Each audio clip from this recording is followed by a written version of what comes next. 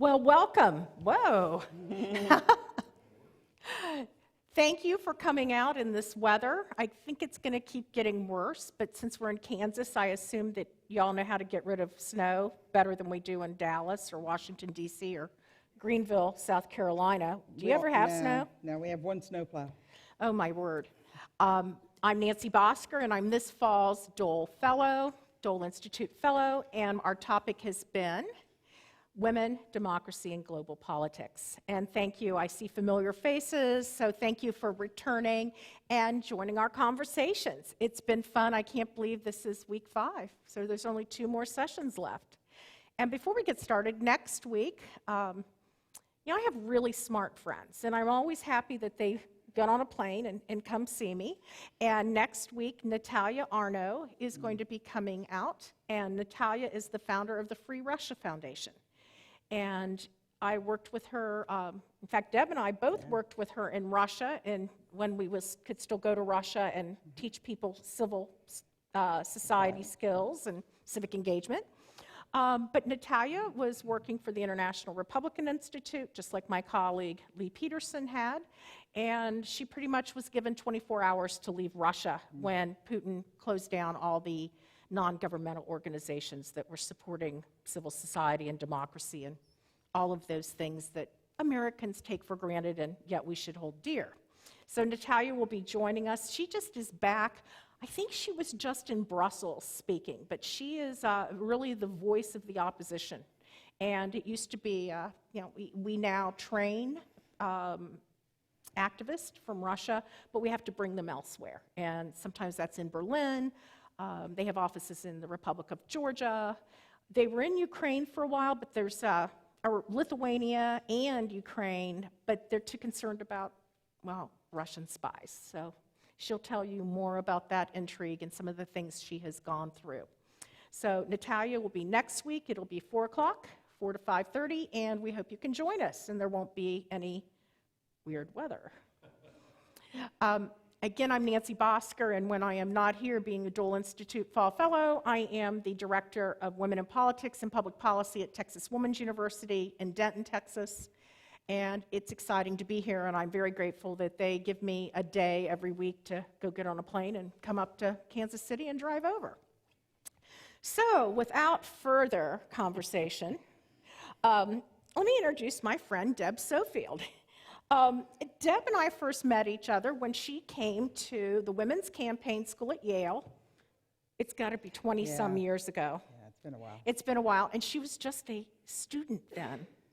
A rowdy student. And she was a rowdy student, and I think she was one of maybe 2 Republicans in a group of 50, and she then sought me out because I think I was the only Republican that was speaking and teaching, so we're kind of unicorns. And we became friends then, and it was great. Deb became a member of the board at the Women's Campaign School at Yale, ended up being the president, and he just did a great job, and we'll talk about that. Now, as I gave you a little foreshadowing of last week, you all heard about who's Lee Peterson's favorite guest when I come to London, me, because I make him, instead of going to the Parliament, we go to Rabbit World and Beatrice Potter and, do things I really enjoy. Deb is kind of in that same group. Deb's only requirements when we travel is that she has to be fed 3 times a day, and she has to take a shower twice a day. And other than that, she is happy for me to be the tour guide. She has come to Russia with me twice to the summer camp where we used to teach, and we'll discuss that. That used to be, and I look back, that was an amazing piece of history because it will never happen again. Right.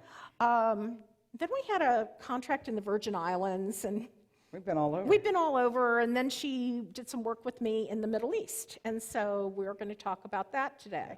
But first, Ms. Sofield, Deb. Oh, by the way, she is an elected official. She was so you can call me the Honorable. I'm sorry, the Honorable Deb. I'm joking. Let's not. I don't know. It's the silver hair. Okay. Deb is on the Greenville, South Carolina Water Board, I am. And she used to be on the city council in Greenville. Right. So she has been an elected official. Her day job, she's an executive speech coach. So she works with, as I mentioned, everybody from Fortune 100 execs, She used to do beauty queens, but I guess that market is dying. Thanks, Gretchen Carlson. No, Yeah. and but she has just really worked with people around the world, especially with Women's Campaign School at Yale and our work in Russia. We used to have kids from 70, 80 countries that would come, and so she's going to talk some about that. But first of all, Deb, tell us a little bit about your path and how did you get to be Deb Sofield? Should we start back on how your parents plucked you out of an orphanage? Well, something like that, sure. So I think I'm new here, but thank you for having me. It's my pleasure. What an amazing facility, and the history here is really wonderful. So I'm looking forward to spending time looking around. But Nancy, thank you for asking me to come. Yeah, I am a foreign adoption out of Beirut, Lebanon.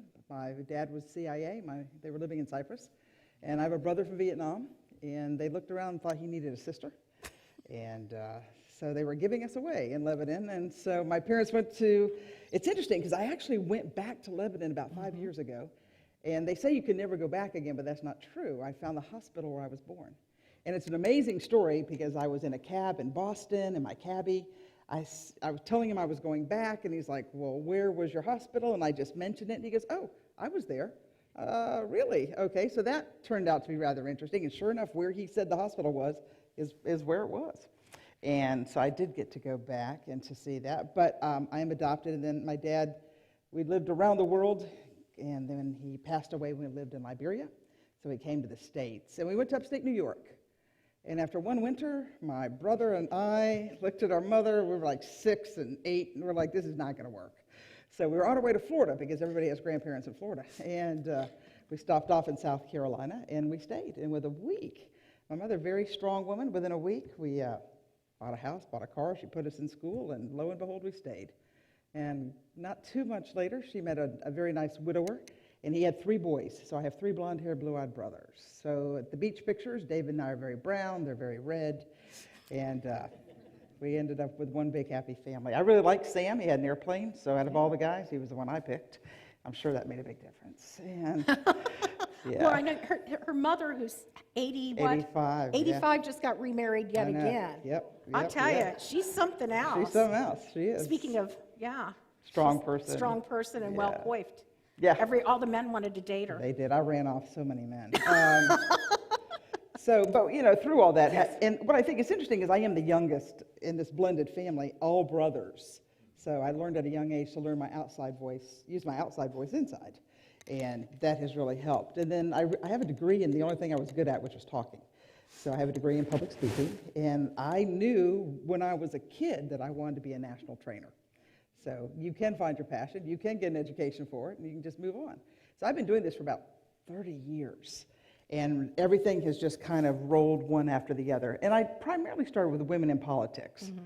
And that was the key that got me into a lot of this and to teach at all these campaign schools. And then teaching women how to run and then using their voice to make a difference. And then that turned into business, and I owned an ad agency for a while. I mean, everything kind of rolled into that. You're a radio host? Yeah, I have a radio show. I did for 5 years, and now I fill in. I'm on the Salem Network. So that's really great. That's a boatload of work. People don't realize that. And my friend has a morning show from like 6 to 9. He's like, will you fill in? And I'm like, that means I have to get up at 4 in the morning.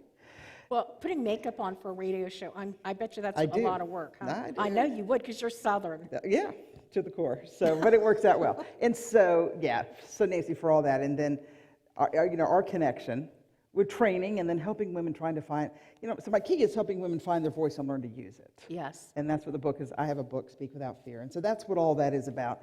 And as I'm out training this next generation, I'm really surprised how quiet they are. And that's not going to work in today's world. Well, let's talk about that because I think today's kids are pretty noisy. Yeah, but they're not saying informed, anything. Right? Yeah, they're noisy, so but they're not saying it's a difference anything. between being noisy and being an informed voice.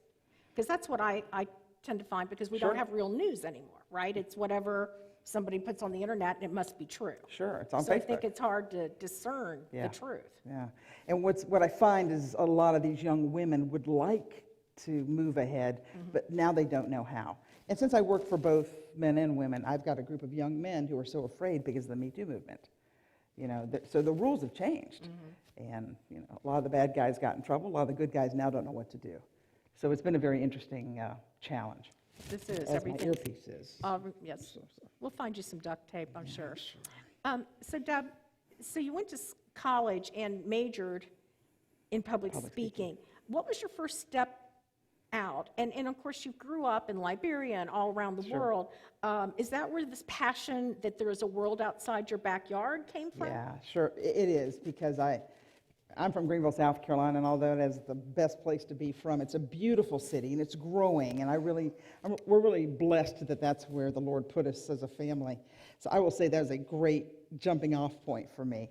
But the fact is, the world is big, and most people, and you've seen it too with the kids you train, most people have never left their hometown.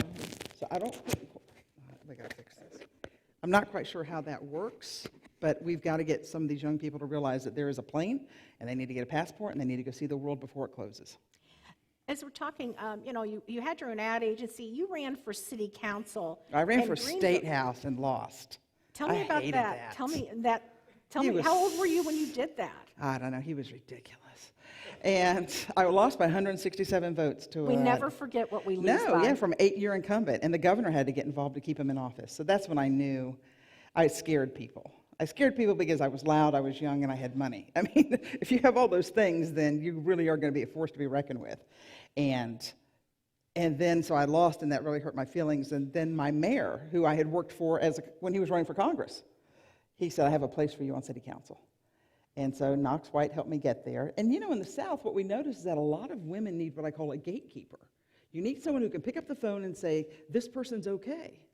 And because of that, doors opened everywhere. And it's interesting. So I could ask the wealthy in my town for a donation, and they'd give me $100. He could ask, and they get $1 million. So that's what you need. You need that gatekeeper, right. especially in the South, I found, for women.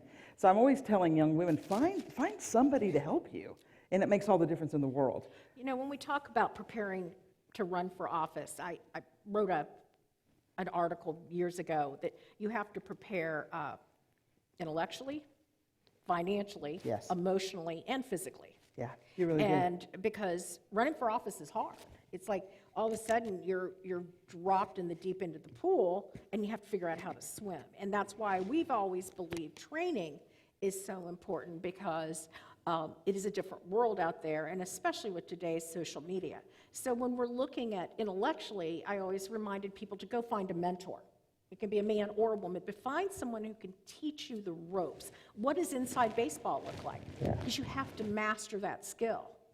And that's one of the things you learned early, is that you have to find somebody to help you open doors.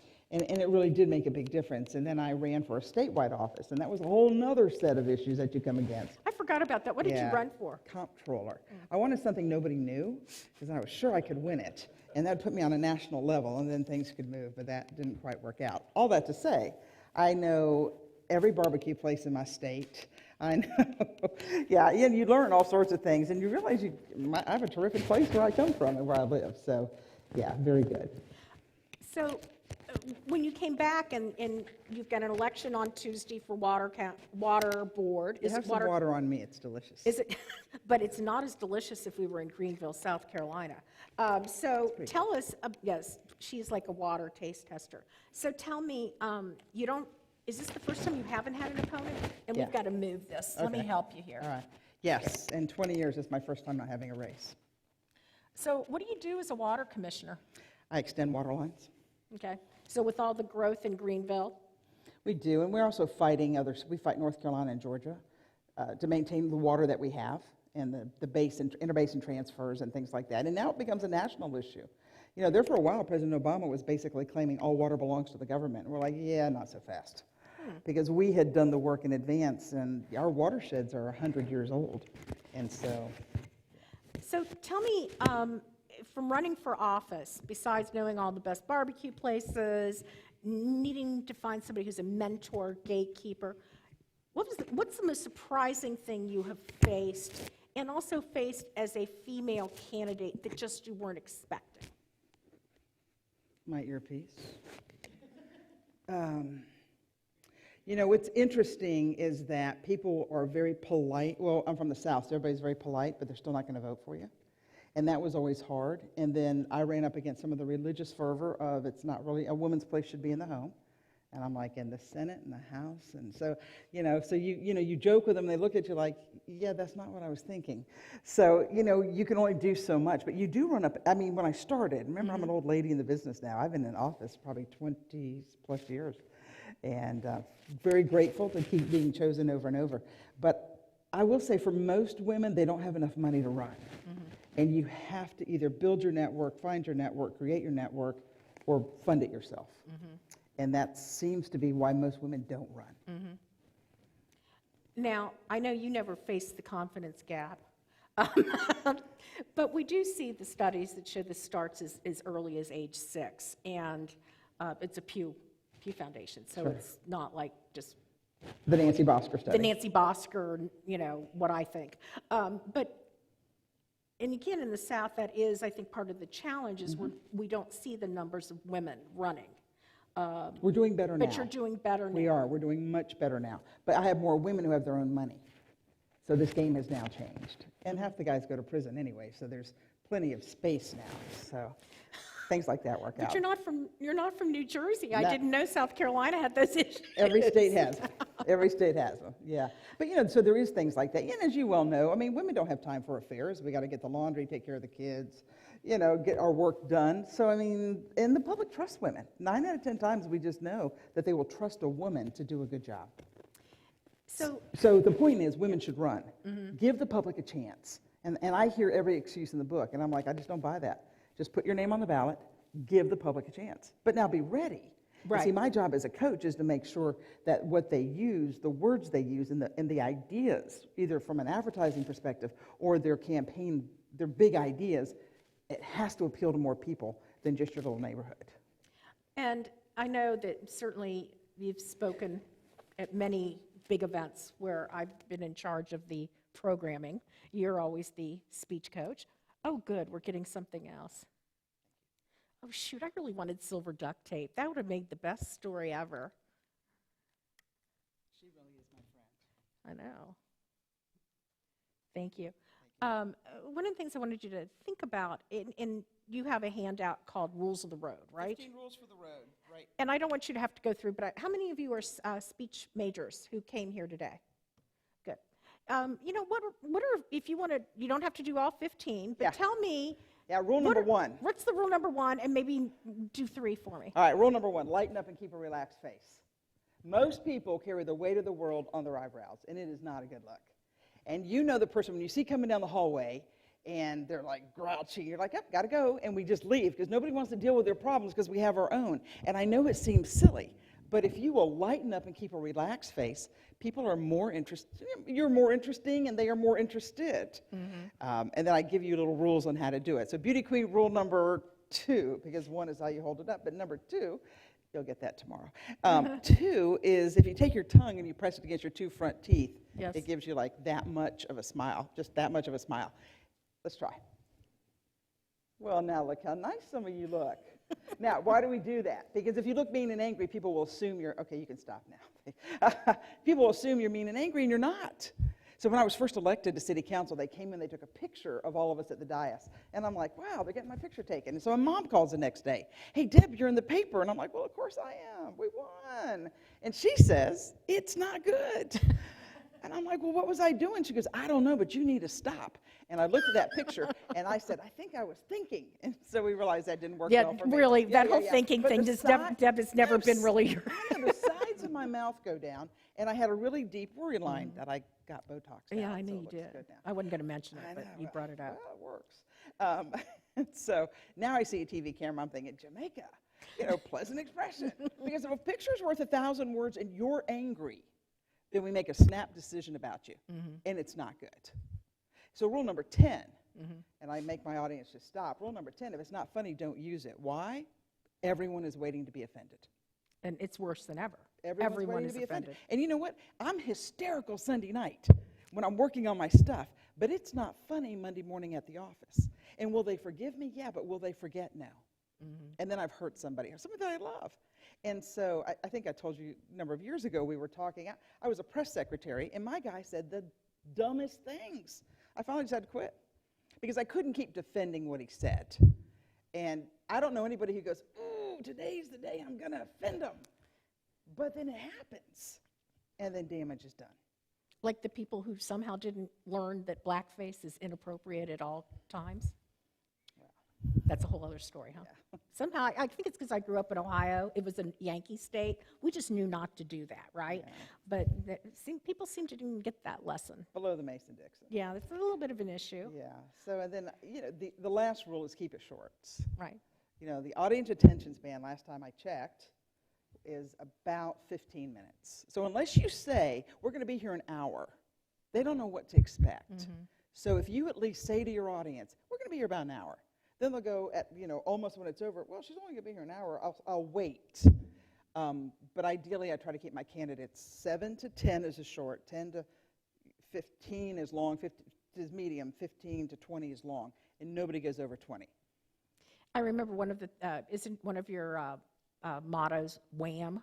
Yeah, what here applies to me. Yeah, what here applies to me. So when you and I stand to speak, the audience is naturally thinking, well, what here applies to me? Why should I be listening? And we have to answer that. Mm-hmm. Otherwise, their mind wanders. Well, and a lot of candidates don't. A lot of candidates can't tell you why they're running. Right. That's always the problem. And that's like, seriously, did you not think about this? I can't tell you how many times I will listen and someone will say, well, why are you running? And they go, well, my family. Well, what about your family? I appreciate that, but that's not what I want to hear. But it's shocking how many people cannot articulate that message. Yeah, I know. I always say you ask people why they're running, and it's like deer in the headlights, right? I'm running because, yeah. Let's see. I want to help people, and I want to give back. It is just this rambling mess. Right. And it's trying to get them focused on. It has to come from the heart. This is not something that comes from the head. Right. But it's not just coming from the heart. It has to make sense to your district. Well, yes. Yeah, which is like, crime, education, and taxes. I'm waiting for a candidate not to tell me those 3 things. No. Yeah, every candidate, really, we know those 3. What else do you have? I know. I say if you're running for city council and you're not talking about snow removal, garbage collection, and fixing potholes, you're pretty much talking about the wrong issues. Right, for most But they want places. to talk about world peace.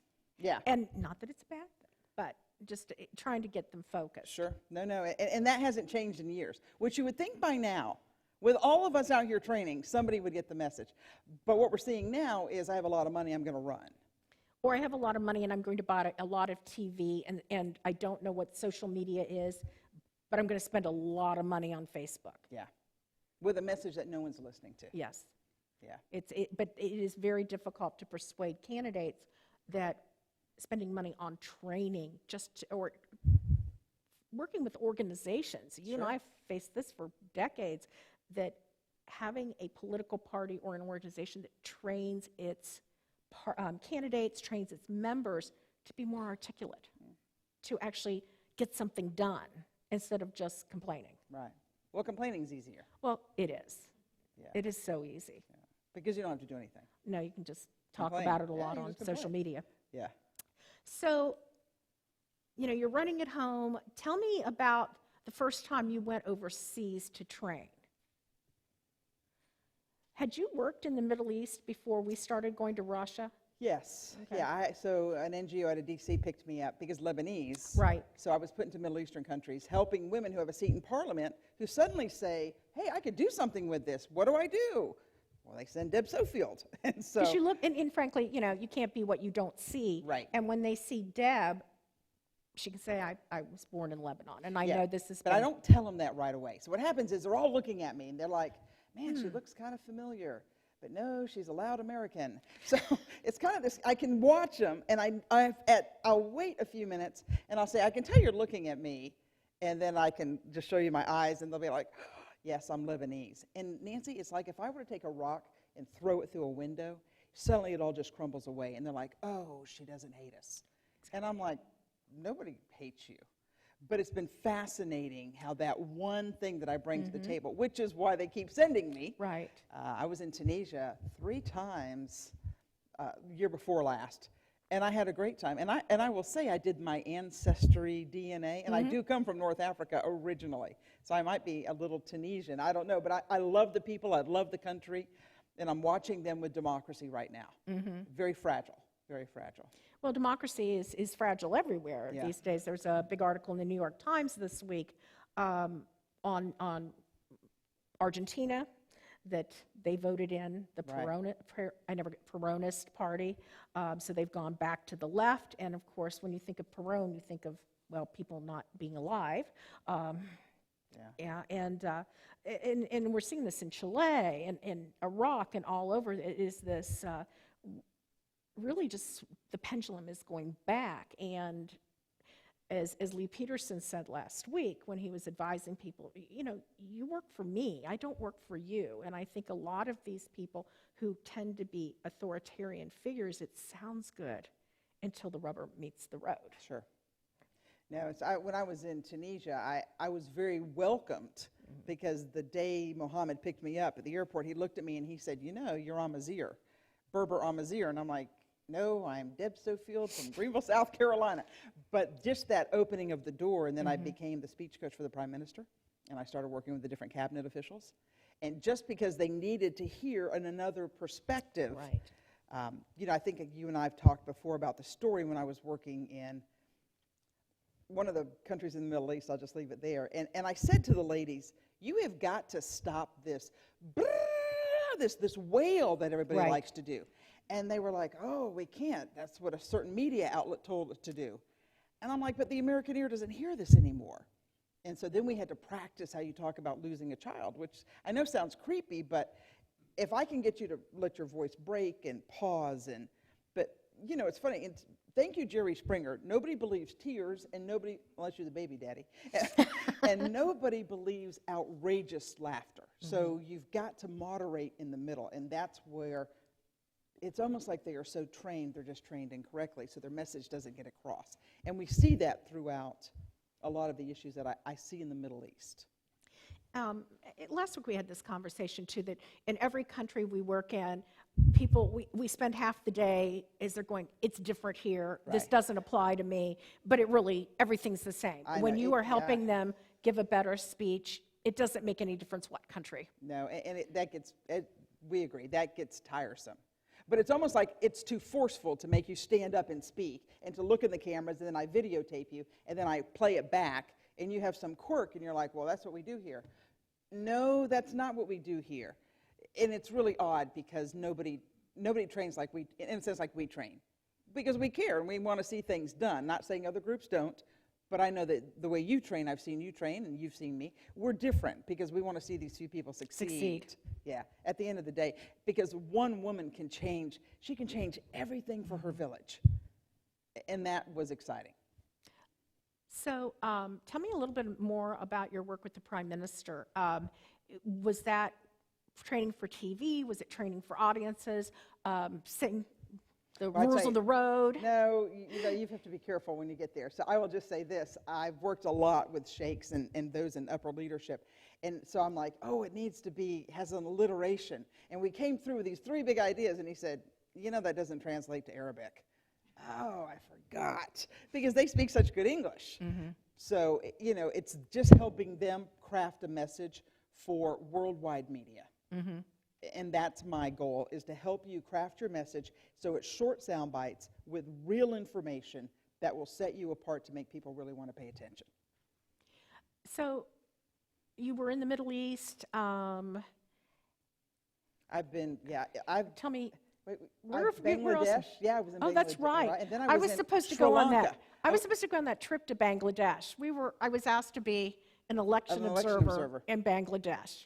Poorest place I've ever been. And it was Christmas.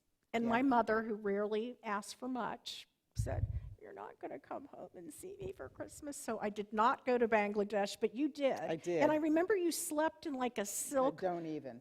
Yeah. It was not we had to go to the particularly marketplace. clean. No, we had to go to the marketplace and get Something to sheets. sleep in. Yeah. Tell me what it was like being an election observer there. And yes, it is. It's just Well, I so got in impoverished. trouble. I like normal. Because I was at this one place, and all the men had gone through the line to vote, and the women were all the way out in the street. And so I'm like, why don't you just open the other line? Which makes perfect sense. And they're like, oh, you shouldn't have done that. Well, we got the women through the line, didn't we? I mean, it's like 105 degrees outside. But and you're just like, ugh. I know, loud, but I pushed them, and I was like, seriously, it's not that hard. But they're so excited because they paint their fingernail purple. Oh, the fingernail. Yeah, Not the just, thumb. It's not like Afghanistan where it's the ink. So there it's Right, so you paint your fingernail, and that says you voted. And they are so proud to show you that. Yeah, it was, of course, I lost my luggage, so I didn't have a lot of clothes to wear. But other than that, that was quite a trip. And what did you do in Sri Lanka? Well, it was funny because they called and they said, do you want to go to Sri Lanka? I said, sure. And there's a hesitation, and they said, Deb, do you know where Sri Lanka is? No. They were like, go to India and drop down. Where am I going? So I had a great time. I felt like a missionary, though, because I would stay at my hotel, which was nice, and then I would have to go up to the mountaintop, and I'd have to take a break at noon because I couldn't. It was just too hard. And so then I would go back. But they open up all the windows, and it's just you. But I had two translators. I had one in Tamil, and then Sinhalese, Bangladeshi. So I would speak, he would speak, he would speak. I would speak, he would speak, he would speak. Sounds like an I Love Lucy episode. Well, no, I tell you, so finally we get done, and I look at this guy, and I said, I don't think you're saying what I'm saying. And he's like, of course I am. No, I don't think so. And so they're all like, oh, okay. And then we're done, and the guy says, you're not proper. Wow. Yeah, I'm thinking, yeah, bring it on, baby. And he said, and then you know what he says to me? You're not British. Oh, and I wow. said, you're right, I'm Southern. And they said, how many languages do you speak? 2, Southern and sarcastic. I only have 2. I mean, what else is there? So, I mean, I had a great time. I learned a lot. They learned a lot. That was a long way from home. Now, who did you train for this? Was it women or men and women in this one? It was to be women, and then the men showed up because they were a little curious, and then kids came. Yeah, I had that in Bolivia. I had as many small kids that came to see the American as I did the grown-ups. This loud American. Yeah. Yeah. I'm not as loud as you. Well, then they like to sing for you. Okay, same song, 15th verse. I mean, I don't know the words. But no, I'm telling you, I've had the most amazing experiences, and I'm blessed. I mean, I'm fortunate, and I've learned a lot, and it's always fun to travel. So, More fun to travel with you, though. I read guidebooks because you know I love knowledge. I don't read a thing. I just show up, and as long as we have fed. Yeah, we have a great time. We stopped at Sonic on our way here because I said, we don't have time for lunch, and I know you need to eat. So we stopped at Sonic. I know I don't look like I need to, but I do, yeah. So let's go back because it was 2007 that I was recruited and went to Turkey to train these 20 women from Jordan, Algeria, and Morocco. And then because of the success of that program, a woman I had mentored, and I was in charge of the 5 women from Jordan, one of the women I mentored ended up being the top woman vote getter in Jordan and the youngest woman in parliament. And the great news, that was the great news. The bad news was the Sunday before the Tuesday election, she called me to say her husband had been murdered. There had been so many death threats because she was a strong woman and her message was anti-corruption. And so I worked a lot, like you do, with how do we talk about the messaging. And everywhere we go, when we ask women and men, what is the number one problem facing your community? It's always corruption, and then we have to peel the onion back. What does this mean in your community? And we have it mean the lack of clean water or vote buying, which is just rampant in extraordinarily poor countries. Bangladesh, right. I've heard the stories of the bags of money. So it was a really difficult situation, and I was so proud of this candidate who was elected, and when she finally came to America after she was elected to Parliament, she knew this much English, and I know this much Arabic. And I just said, would you like me to take you to the airport? And she said, no, take me bargain shopping.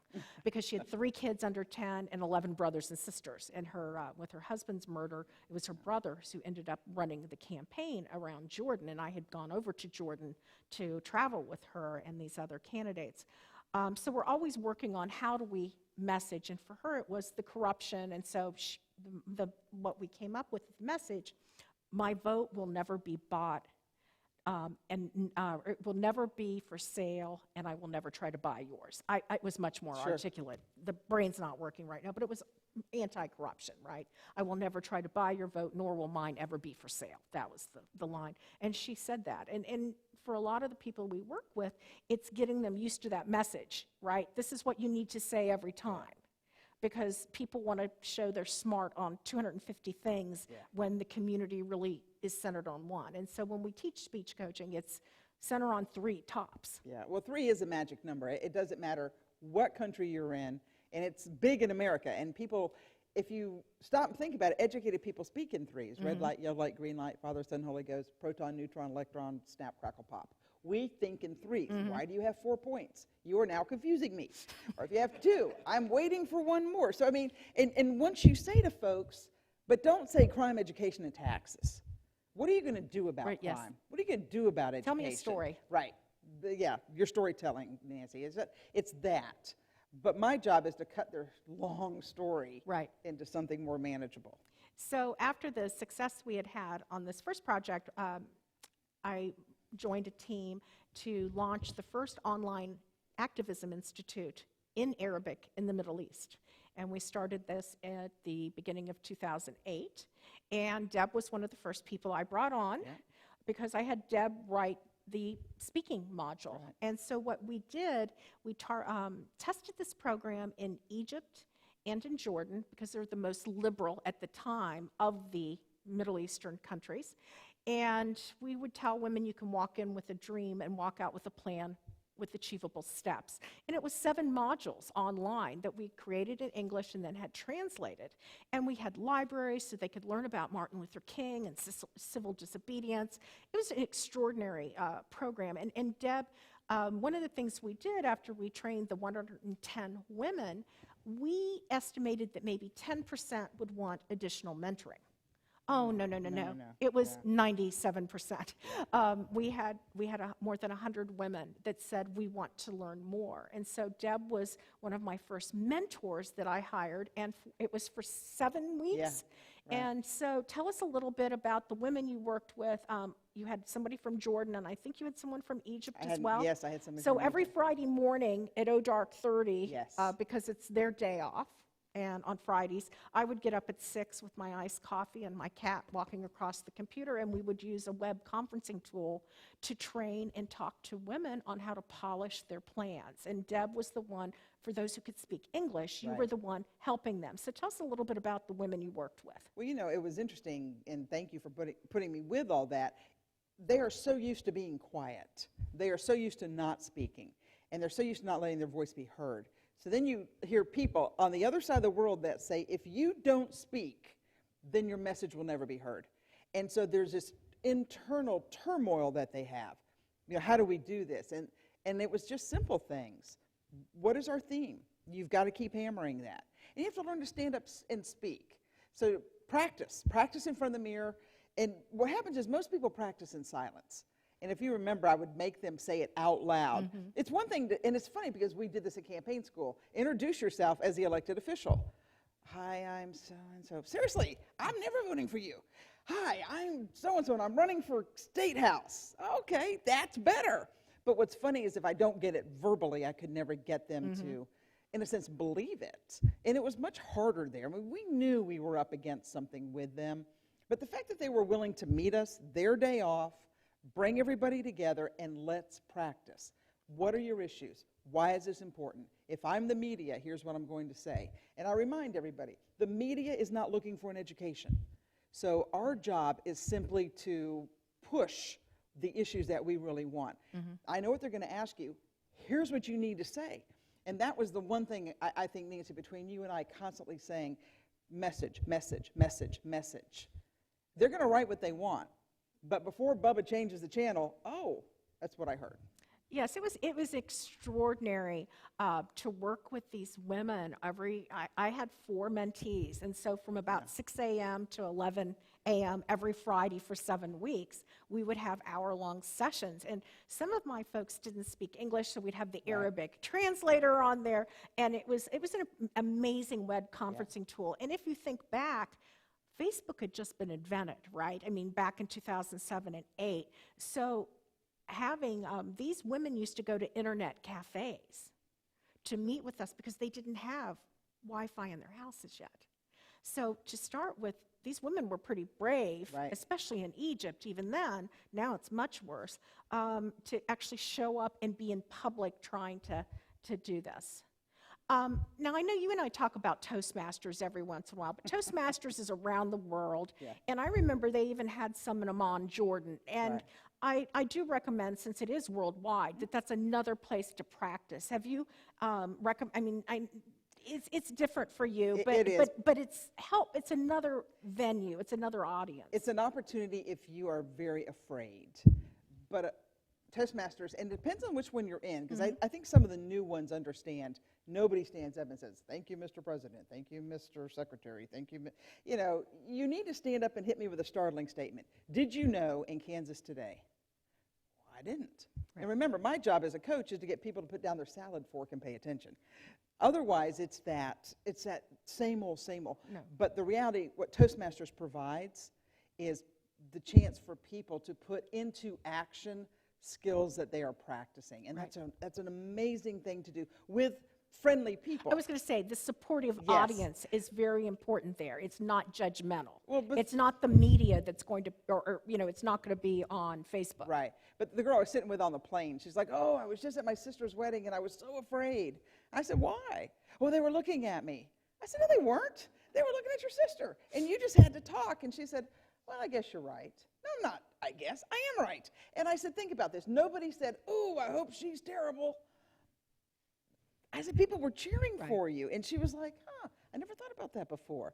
Unless you're at a national speakers conference, nobody is hoping you're awful. Oh, They're that's really true. hoping you're good because they have to listen to you. And so if I can get rid of that fear, it's kind of like we talked about years ago. I would say to folks, you may not like me because of my political stance. We've run up against this with our party. But don't listen to me. I pull myself out of me and I put me right here. Listen to that person. That person has a message that can change your life. You don't want to like me? Fine. Doesn't hurt my feelings. I'm going to go to lunch. But that person is the person you should listen to.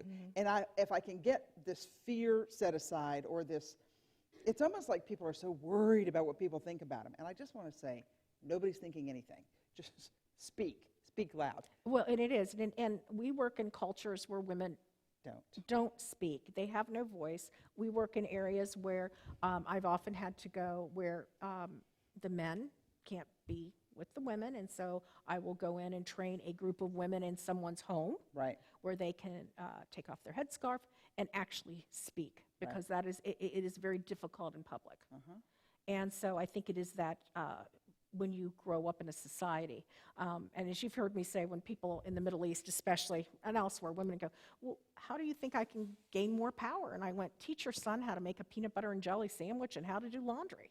Women would just move forward if you just didn't teach, have your child be like this king of the house. That's where the equality has to start. And that's very difficult for women because we're not used to even speaking in a tone to our children. Yeah, well, and when I think about all the work you did for fundraising and just showing them simple things that they could do to raise money for their own community. Yes. Which you and I'd be like, seriously, that's not hard. But no one had ever said it. No. So until you were able to go and make that happen, it was great. So the project that I pulled Deb in, it was called the Center for Liberty in the Middle East, and we actually won one of the top 10 in the world, changing the face of democracy, in 2009. And our founder got to go to Paris and got a trophy. Yeah. And that was the year that we won, but also Twitter. Something called Twitter won that year. So I always look at this little nonprofit that was created by a group, I don't even think there were 12 of us that put this together, which I still use. Yeah. And one of my guests on November 20th, Miriam, has that now translated into Farsi, and she does it and gets through to Iran. So this online activism continues to live on. They said we're kind of running out of time. Are you okay if we talk about one more thing, or do you want to take some questions? Are we okay? You guys happy if we talk? So let's talk about how we ended up in Russia. It was great trips. I mean, honestly, I'll just say this for the whole world. You taking me and letting me come with you was a lifelong dream, so thank you. I know you had always wanted to go there. And we went for 2 summers, and where we would go, now you have to get your head wrapped around this, given on how much has changed in Russia since 2012 and 2013. It was 10 years ago was when I Really? first went to Russia and trained, it was Russians that first year, and taught civic engagement skills. And it's at a lake called Selagar that's in the middle of nowhere. No, like nowhere. It's like 8 Siberia, hours nowhere. outside of Moscow and 7 hours outside of St. Petersburg. And it's one of the largest lake systems in Russia. It's absolutely gorgeous. So the first year I go, and they liked me. And the next year, they invited me back. And then the third year, they said, ooh, we really want you to come, and this time we want you to invite your friends. So who do I always go to? Deb. Deb's a speech coach. So Deb and I went over with a couple other colleagues, and that was the hotels there. You know, there's not Wi-Fi. There's no such thing as a screen in a window in Russia. I've always said if we just started a screen business, we could be wealthy. we'd be really rich, because mosquitoes are as big as birds there, just so you know. Well, where we were, they were big. They were really big mosquitoes, and there's no screens. So it was pretty miserable. But this program was funded by the Russian government. So good. They recruited 1,200 to 1,500 kids from more than 80 countries around the world, and the entire thing was taught in English. So for 3 summers, for a week to 10 days, we would go in the middle of nowhere. I mean, I met kids from Ossetia, which is the breakaway republic of Georgia. We met kids from We're still Indonesia. friends on We're still Facebook friends with with them all. Facebook, Yeah. with all of these, because by then, Facebook had happened. So in 2012, you and I went back, and it was extraordinary. As you're teaching them how to speak, and I was teaching women's political power or whatever they had me speak that year. But you know, when you think that the Russians actually did this in English because they wanted to influence world leaders. And a lot of these students we worked with when I was in Vienna last year, one of them is a diplomat with the UN from Egypt now. I mean, they all have really had this extraordinary path. And they still talk about Ms. Deb on teaching, on how you taught them how to give a better speech, because when you are at the UN and you're having these, I mean, they're key diplomats now. Right, they are now. And you really helped change their lives. Well, thank you, good. Changed our life, too, because we went up to remember we drove in, there was like these big pictures of Putin and then Medvedev that year? Yeah, Medvedev. And we were like, wonder where we are. We're in Russia. It was, yeah. Yeah, it was quite. Putin showed up after we left. Yeah, but I will tell you, I don't know if I ever told you this. Do you remember in the middle of where the kids would, remember there was that big round, it was a water, they could brush their teeth and drink water? Yeah. You know, I took pictures of that. Because the kids camped. We didn't. Camping for us was the hotel we stayed in. That was camping. But you know what? I took a picture of that, and I brought it back to the water system, and they're called water stations. We have them, and we give them to our community. Oh, that's so cool. I know. I brought those back from Russia. I brought pictures of them, and we bought them. Yeah, who knew?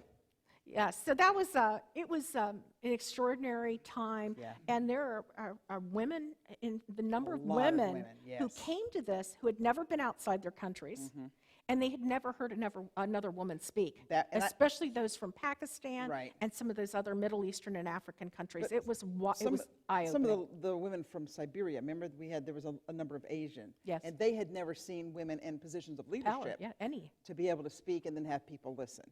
But that was quite a trip, both of them. It was extraordinary that, again, how quickly a glimpse and a door in democracy can just spark somebody's interest. And now it's just closed. We'll wrap up, and they'll take some questions. Have you seen the study this week that came out from Voices of Communism, Voices Against Communism? 70% of young people think socialism is we should bring socialism to the United States. In fact, the overwhelming majority thought that China's dictator, Putin, and were better leaders, and they had a better country than the U.S. And when we think that it's victims of communism, my apologies, victims of communism, and it's founded by a Hungarian, because I'm Hungarian and have been very active, because for many of us, we're still trying to clean up the socialism sounds good until you run out of other people's money, as Margaret Thatcher says, but it also talks about some of the income inequality we have seen in But the if we record picked numbers. up half those kids and dropped them in Russia, they would change their mind immediately. Yeah, they wouldn't, or right now, look at the kids in Hong Kong, I mean, or all around the world where Well, Lebanon. democracy is being squashed. Oh, well, you just saw Lebanon, Harari just resigned. Yes. So, yeah, In people Iraq, speaking up. and people speaking up, and, Yeah. and the what Middle the East government is does. on fire right now. Yeah, It'll be interesting to and see what Iraq happens. is all a mess again. Yeah. But it's just, I just kind of, yes, it's voices of communism. No, victims. Victims. Why can't, I got a T-shirt from them. They have T-shirts that are supporting Hong Kong. So, of course, I gave them money so I could have my Hong Kong T-shirt. But let's take some questions. But not all at once.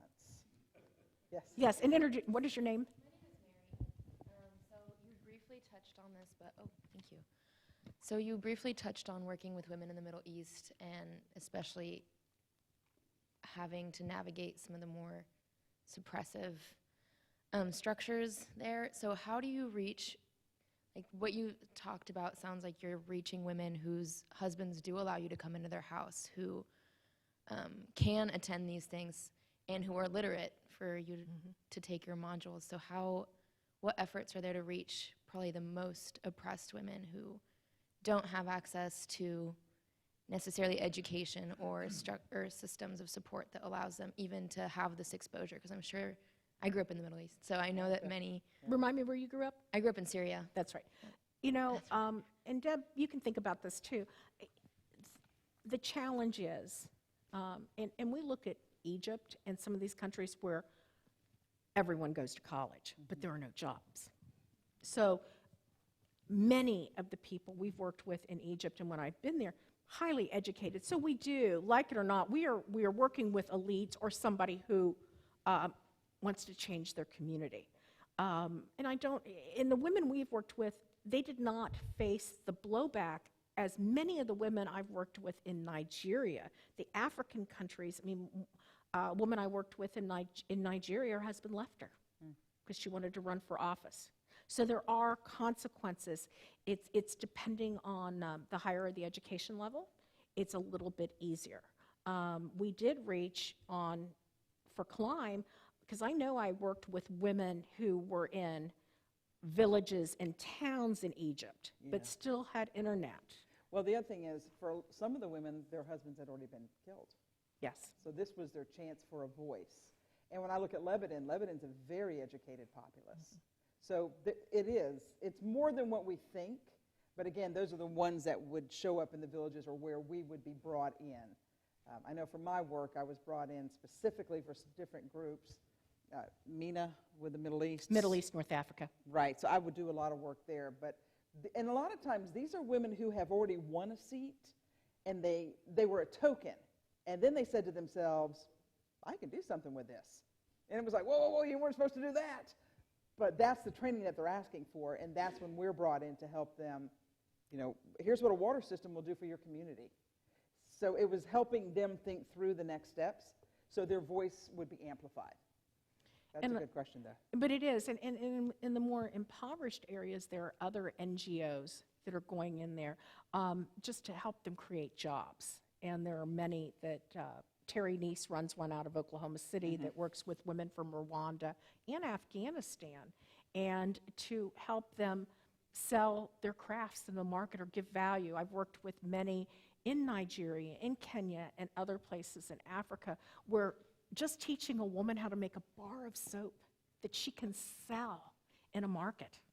Our friend, Catherine Cassidy, has moved to Sierra Leone. And she is starting a school because, in Sierra Leone, there's a lot of corruption, and you also have young women who are raped or become pregnant, and once you are pregnant, you are kicked out of school. And she has opened up a school for teenagers who have children. And because the traditional school system there punishes you for having a child and kicks you out. And so she is bringing them back. And one of the things she's doing, she's got girls that are walking 6, 7, 8 miles to come to school. And in their school system there, if you're late to school, you're flogged. She's trying to change that. She can't control everything because she is a 60-year-old woman from Maine that has decided to change people's lives in Sierra Leone. She is what you would assume somebody from Maine, Birkenstocks, Right. the whole 9 yards. And then she ends up over here, and you're like, wow, you really went around the world. But you know what she's doing? She's raising money Yeah. to have bicycles because that will make the trip easier. And for a lot of these girls who have become pregnant at 14 or 15, it's because 22, 23-year-old men have mopeds and motorcycles. Hey, little girl, I'll drive you to school. Oh, by the way, now we have to have sex. And then they disappear. It is when I had her come and speak to my class on just this bartering and what these, sounds good when you're walking 8 miles that somebody wants to give you a ride and there's big consequences. And speaking of finding your voice, these are women that it's tough to say no because it's and grave hard to speak up Yeah, because the government's like, yeah, it's not true. Yeah, doesn't happen. 9 months later, it was true. And then we kick you out of school after we flog you some more. It is very brutal. And in many of those countries, I have a friend in Kenya that's moved there, and he's always raising money to send kids to school because there's no such thing as public education in most of these countries. If you don't have money, you're not going to go to school. So I think that what we're trying to do, and many in our friends and different NGOs, how can we reach the 14-year-olds that have no future but have a couple of kids? Let's get them educated. And even if we teach them how to, the bars of soap, it was remarkable in Nigeria to see women and how proud they were to make bars of soap, to sell something of value at the market. And so I want to lift those women even higher, but right now I just have to get them to survive. It's also that whole idea of when they were making microloans. Yes. And they would give it to the men, and the men would go buy liquor and Right. women. And they give it to the women, and they'd be like food, they would pay their bills, and so then they realized, but then that caused such a division in the household. Yes, it did. So And it's beatings. Yeah, so that's been a big turnaround. Yeah, the domestic violence is just, it is impossible. Part of their life, it's if part you're of not their careful. life. Yeah. And I've seen a lot of the damage from that. Yeah. Other questions? Yes. And your name again? Yes, thank you for the mic. Taylor. Yes, Taylor. So my question is actually more so like domestic. So on the state level, it seems like there's quite a few women on the Republican side that run as well, but on the federal level, it seems like we're running short a little. Yeah, we're bit. down to 11. And so Two are retiring from Congress. And my question is, so like what I've noticed on the Democrat side, they have a couple NGOs that work with that, like Emily's List and things that help women run. What resources are there to help Republican women run, and how can Maggie's List. Yes, Maggie's List. Yeah, there's not a lot. I got to tell you, it is a problem, and we constantly talk about it, and it is, it's a problem. But it's not like we're not trying. It's just that it's our party, and I'm a Republican, our party does not seem to put the money into training as some of the other parties do. Mm-hmm. And a lot of women, it's just been a tough road to hoe. So I'm South Carolina. People always want to come to my state and fix our problem with women. But it's interesting. So my mother, if you were to say to her, "You're not empowered," she'd be like, "Really?" Yeah, because she would tell my dad what to do. But I mean, it was a partnership. There wasn't any lording it over. But to the outside world, those Southern women, we just got to get them going. And it is offensive when you come down and say, "Well, we're going to teach you how to run for office." We know they're just choosing not to do it. So it's like, he's our Bubba, but we'll tell our Bubba what to do. And we're like, yeah, but you need to be there. So it's a big push, and it still is. And Women's Campaign School at Yale trains both sides of the aisle to get women to run. And we've had some success, but now we're actually on the street doing one-day schools. And I just spoke to a group up in Washington. There was 60 Republican women. And the one thing they said was, we can come here and we can train and we can meet other women and we're not called deplorables and everything else because we're tired of the labels. So you have a lot of Republican women who just aren't, they're just not going to label themselves because of just this vicious backlash. Instead of just saying we disagree and I'm going to burn your house down. Yeah. Well, that's not very good. But that's what we're running into. So we are trying. We do need more women to step up because, like I said early on, if a woman will put her name on the ballot, man, it's a 50-50 chance. And But women you gotta don't run understand that, right? Yeah, but you got to run a smart campaign. Right, and a lot of women don't. Well, they don't have the money. And part of the challenge of the Republican Party that we've faced for a long time is the Republican Party, as we've talked in other seminars, we don't like quotas. We don't like identity politics, Yeah. right? Yeah, you're right. We don't Yeah, like yeah. identity politics. We want to just run, we want you to run as a person. We don't care if you're a woman or a man or green or purple. And the Democrats have embraced identity politics. It is part of their platform, and they are out there recruiting. And after Mitt Romney lost in 2012, there was this autopsy of Sure. what do we need to do with the Republican Party? How are we going to reach Hispanics and Asian voters and all of this? But nothing, right? Nothing happened. In fact, it was just squashed. So I think that part of the challenge, why we're, the fact that we're only 13 Republicans in Congress this time, women, it's dropped to 2 because 2 are retiring. Susan Brooks and Martha Roby are both retiring. And it is harder for a woman to get through a Republican primary because more conservatives vote in a Republican primary. And a lot of times, some of those are voters that don't think women should be running. But So we have do a see double- more women on the statewide level. Yes. And city council, county council, Right. school board. What's interesting is everyone thinks they've got to run for these big seats. And I'm like, no, run for these other seats. This is the farm team that builds Right. your connections and your network for the next place you're going to go. So we teach that at campaign schools over and over. But again, this has become a financial game. And I'm sorry to say it, but if you don't have the money, this is a tough row to hoe. And so it is very important that you figure out financially how you're going to do this. And that was something that when Nancy was with Women's Campaign School, the number one thing we dealt with is they would say, well, we can't afford to come. Well, if you can't fundraise to come to a campaign school, How are you going to run sweet for pea, office? you are not going to run for office. And it was like, oh. And it's this idea that people just give me stuff. Really? No one's giving you anything. They're going to steal your yard signs. So, yeah, you need to find your money, and you have to have a message, and you have to realize why you're running. So please don't be discouraged. There's a lot of us out here who will help We're you. trying Yeah, we to just get all women, but there are many groups that are finally putting an effort, Yeah. but we are still having a party, mainstream party, that does not believe in identity politics. Yeah, but so you think about Bob Dole, his wife, Right. I mean, highly respected throughout the country, and was a voice for women in politics. And when she was running for president, you saw a lot of women say, wow. Didn't quite work out for her, but she was such a trailblazer. But he was her companion in that. And that's what we tend to look for when a woman is running. Well, and look at Kansas with Nancy Kassenbaum. I mean, we have a real strong history here, too. Yeah.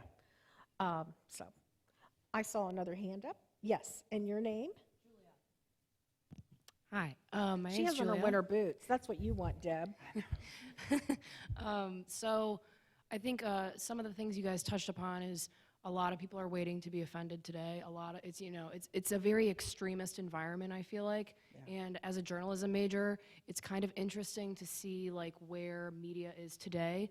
I had a couple questions rolled in one is what kind of worries you for the media in the future, like news and all that, and then what gives you hope, and what do you think we can do to make it better and more credible, less biased, and just kind of all that?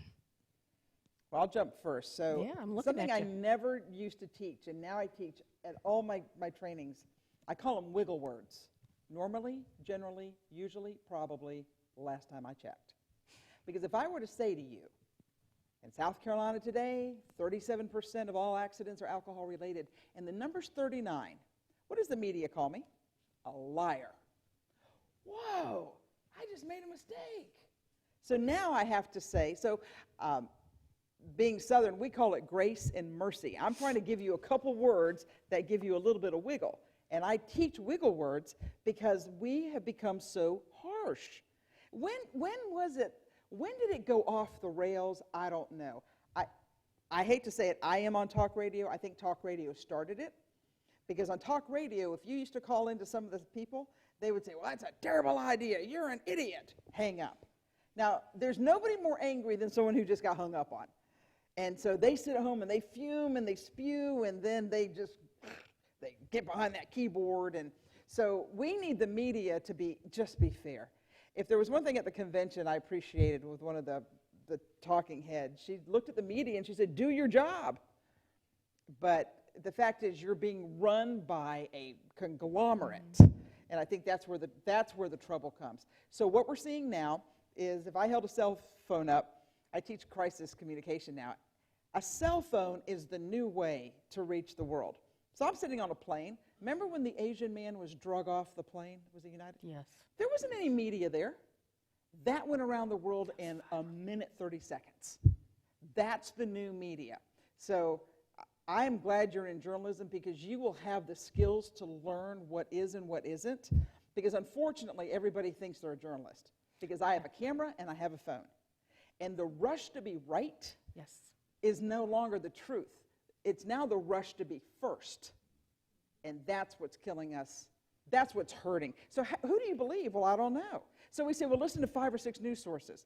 Well, now you're completely confused. So we're going to have to find a few people that we trust. And we're going to encourage you, Miss Jim Beam, to be the voice that people will trust. It is. It's with this whole 24/7 media cycle. And I know with one of the other guest speakers, when I was in Nebraska working on the U.S. Senate race and also running the Republican Party, you had to have your final report or final story into the newspaper by 4 o'clock. It went to bed. Yeah. And if you wanted to be on the 5 o'clock news, you had to have that TV interview at 3 o'clock. Now it never stops. So nobody rests, nobody reflects, nobody does their research. It has to be immediate. And just trying to get people go, good question, let me get back to you. But whoever's fastest controls the cycle. And so I think that's part of the difficulty.